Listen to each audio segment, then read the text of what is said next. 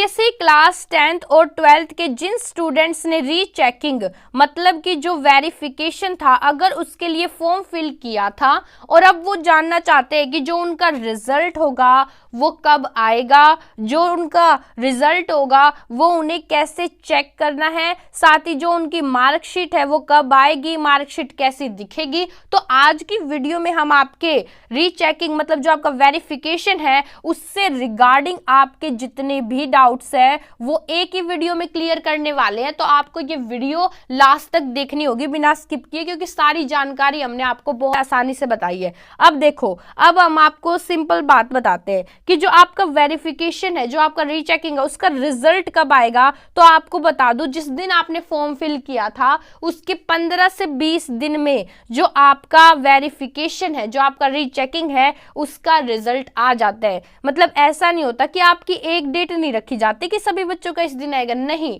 जिस बच्चों ने फॉर्म फिल पहले किया है उनका जो रिजल्ट है वो पहले आएगा, जिन बच्चों ने लेट फॉर्म फिल किया है उनका जो रिजल्ट होगा वो यहाँ पर लेट आएगा। अब आपको ये बात तो समझ में आ गई कि भैया ठीक है, हमने मान लो इस डेट को फॉर्म फिल किया था तो इससे जो 15 से 20 दिन होंगे इसके बाद वाले, उसके अंदर हमारा रिजल्ट आ जाएगा। लेकिन हमें जो अपना वेरिफिकेशन और रीचेकिंग है उसका रिजल्ट चेक कैसे करना है तो वो अब हम आपको बताते हैं। रिजल्ट चेक करने के लिए आपको इस पेज पर आ जाना है जो आपके सामने स्क्रीन पर ओपन है। मैं आपको बता दूं, यहीं से आपने रीचेकिंग रिवैल्यूएशन जो थे उनके लिए फॉर्म फिल किया था और यहीं पर आपको रिजल्ट देखने को मिलेगा। रिजल्ट देखने के लिए आपको यहाँ पर वेरिफिकेशन दिख रहा होगा, आपको सिंपली यहाँ पर क्लिक करना है। जैसे ही यहाँ पर क्लिक करते हैं यहाँ पर आपको देखो एप्लीकेशन स्टेटस वेरिफिकेशन दिख रहा होगा, आपको इस पर क्लिक करना है। इस पर क्लिक करते ही आपके सामने यहाँ पर ये पेज ओपन हो जाएगा। इस पेज में जो जो इन्फॉर्मेशन आपसे मांगी गई है आपको वो डालनी है।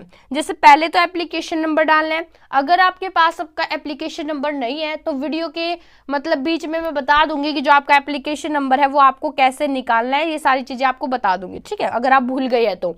और यहाँ पर आपको रोल नंबर डालना है, फिर आपको प्रोसीड पर क्लिक करना है। देखो, इसके बाद आपके सामने एक पेज ओपन होगा, ठीक है। उस पेज में आपको बहुत सारी इंफॉर्मेशन दे रखी होगी, लेकिन वहां पर एक मेन इंफॉर्मेशन आपको दिखेगी जहां पर आपको एक लाइन दिखेगी, चाहे तो आपको दिखेगी अंडर प्रोसेस।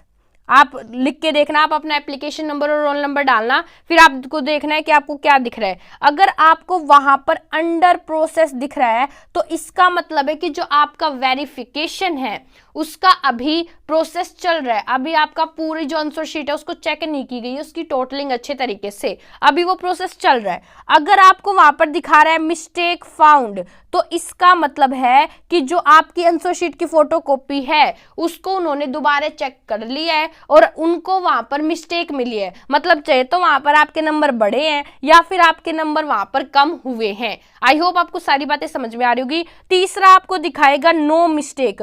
नो मिस्टेक का मतलब है कि जो आपके आंसर शीट की फोटोकॉपी है उसको चेक तो कर लिया गया है, लेकिन वहां पर आपके ना तो नंबर बढ़ रहे और ना ही आपके जो नंबर है वो यहाँ पर कम हो रहे, ठीक है। तो आपको नो मिस्टेक दिखाएगा। अगर आपको अंडर प्रोसेस दिखा रहा है तो इसका मतलब अभी आपको वेट करना है। अभी जो आपके आंसर शीट की फोटोकॉपी है वो चेक अच्छे तरीके से अभी नहीं हुई है, अभी चल रहा है उसका चेकिंग का काम। अगर आपको मिस्टेक फाउंड दिखा रहा है तो मतलब आपके लिए मेन है कि आपकी जो आंसर शीट की फोटोकॉपी है वो यहाँ पर चेक हो गई है। अब आपको जो उसका रिजल्ट होगा वो कैसे चेक करना है वो मैं बताती हूँ। लेकिन अगर आपको नो मिस्टेक दिखा रहा है फिर तो आपको कोई फायदा नहीं है, क्योंकि इसका मतलब आपके आंसर शीट की फोटोकॉपी चेक हो गई है और उनको वहां पर कोई गलती नहीं मिली है। देखो, अगर आपको यहाँ पर मिस्टेक फाउंड दिखा रहा है तो इसका मतलब है कि चाहे तो आपके नंबर बढ़े हैं या फिर आपके नंबर कम हुए हैं। अब ये आपको कैसे पता चलेगा कि कितने नंबर बढ़े हैं या कितने नंबर कम हुए हैं? तो ये सारी चीजें आपके जो ईमेल है उस पर आपको बताई जाएगी। जब आपने रीचेकिंग, रीवेरिफिकेशन या रीइवैल्यूएशन का फॉर्म फिल किया था उस टाइम पर आपने एक ईमेल आईडी वहां पर डाली थी, उसी ईमेल पर आपको जो रिजल्ट होगा उससे रिगार्डिंग इंफॉर्मेशन मिलेगी कि आपके मार्क्स बढ़े या कम हुए। आई होप आपको सारी चीजें क्रिस्टल क्लियर समझ में आ रही होंगी। ठीक है। तो आपको क्या करना है, जो आपकी ईमेल आईडी है उसको टाइम टू टाइम चेक करना है। अगर आपको वहां पर मिस्टेक फाउंड दिखा रहा है तो आपको आपकी ईमेल को रोज चेक करना है। आपकी ईमेल पर जल्द ही मैसेज वो वाला आ जाएगा कि आपके नंबर बढ़े हैं या कम हुए हैं। ठीक है, अब आपको ये वाली सारी बातें समझ में आ गई। अब अगर आप अपना एप्लीकेशन नंबर भूल गए हैं तो आपको यहाँ पर फॉरगॉट एप्लीकेशन नंबर दिख रहा होगा। आपको क्या करना है, फॉरगॉट एप्लीकेशन नंबर पर क्लिक करना है। इसके बाद आपके सामने ये वाला पेज ओपन हो जाएगा। यहाँ पर आपसे जो जो इन्फॉर्मेशन मांगी गई है आपको वो यहाँ पर सारी डालनी है। सबसे पहले आपको अपनी क्लास डालनी है कि आप कौन सी क्लास में हैं, फिर आपको आपका रोल नंबर, इसके बाद आपको स्कूल नंबर डालना है। मैं आपको बता दूं, अगर आप प्राइवेट कैंडिडेट हैं, मतलब सिर्फ एग्जाम देने के लिए स्कूल में जाते थे, वैसे आप घर से पढ़ाई करते थे, तो यहाँ पर आपको 5 बार नो डालना है ऐसे। ठीक है जी। उसके बाद आपको नेक्स्ट में सेंटर नंबर डालना है, फिर आपको आपकी एडमिट कार्ड आईडी डालनी है। लास्ट में आपको यहाँ पर प्रोसीड पर क्लिक करना है। इसके बाद आपके सामने आपका एप्लीकेशन नंबर है वो आपके सामने आ जाएगा। वो जो एप्लीकेशन नंबर आपके सामने आएगा वो आपको वहां से नोट डाउन कर लेना है और फिर आप आपका जो भी रीवेरिफिकेशन है इसका जो स्टेटस है वो यहाँ पर आप चेक कर सकते हैं। आई होप आपको सारी चीजें क्रिस्टल क्लियर तरीके से समझ में आ रही होंगी। अब आपको ये समझ में आ गया कि जो आपका रिजल्ट है वो 15 से 20 दिन के बीच में आ जाएगा। आपको मैंने ये बता दिया कि आपको रिजल्ट चेक कैसे करना है। तो वहां पर 3 चीजें दिखा रहा होगा, अंडर प्रोसेस, मिस्टेक फाउंड और नो मिस्टेक।